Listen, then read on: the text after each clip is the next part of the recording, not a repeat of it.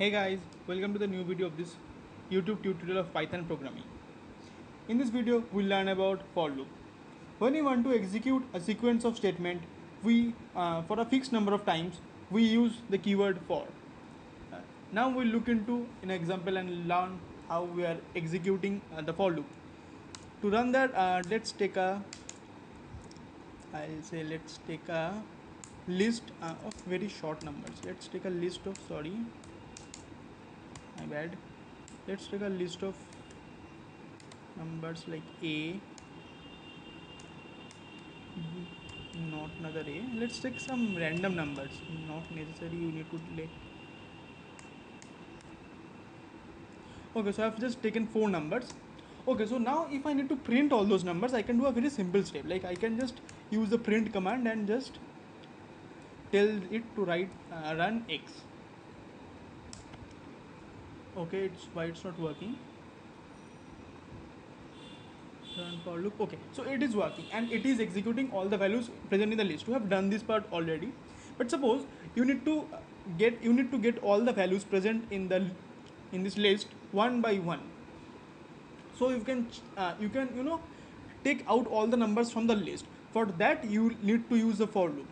So what we will do now, we use the loop for, and here we need to use a function that is it's a user defined function. So you can use any one as a function. Let's use I because that is a common thing we generally use in for loops. So let's for I present in the list name, which is x here, and give the colon, and let's print now the value of I. Okay, now let's run this code. I am already keeping the part print x, so you can understand what is the basic difference we're getting after running this part. Okay, see, we're getting the list for the first time, but the second time we are getting a, c, v, k.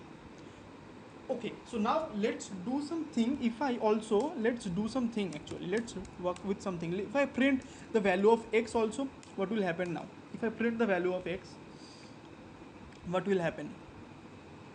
See, it is not only printing the values of the first time, just judging by the values of the I every single time, it is also printing all the values present in the x. So this is the beauty of for loop. So now you may ask why it is accepting the increment as +1, because in other programs like Java or C, we need to tell the code actually that how much we need to increase. But for Python, it's the magic. You don't need to tell in the program how much increment do you need. It is automatically assumes the increment as +1. But obviously, if you want to change it, you can change it. So now let's just erase the whole code and just do a simple thing where we'll learn about the range. So now just suppose I need to print all the numbers from 1 to 10. So I will just say for maybe in, let's take I again, for I in. So now we can use another function which is range. You are already getting that in range of 10. Okay, oh sorry, I missed colon here. Give, and let's print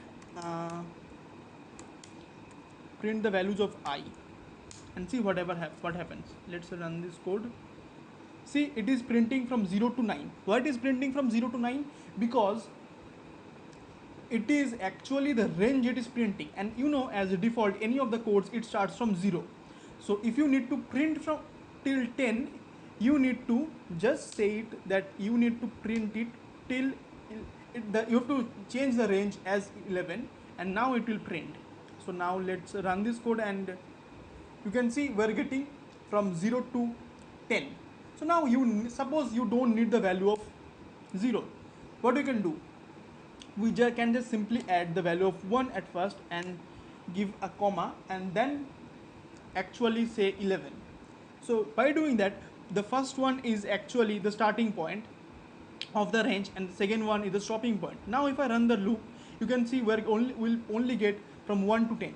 See the results, we're getting only 1 to 10 values. But now we need to learn one more thing, and as I told before, the default increment in for loop in Python is +1. But if you need more than that increment, like if you need the increment of 2, what we can do, we just need again add the value of 2 here, because the range goes as like the initial value or the starting point, comma the ending point, comma the increment value. Okay, so now let's run this code again.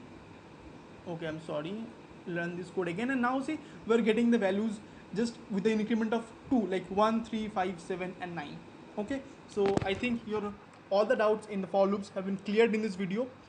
We'll meet in the next video where we'll learn the while loop. Till then, bye bye.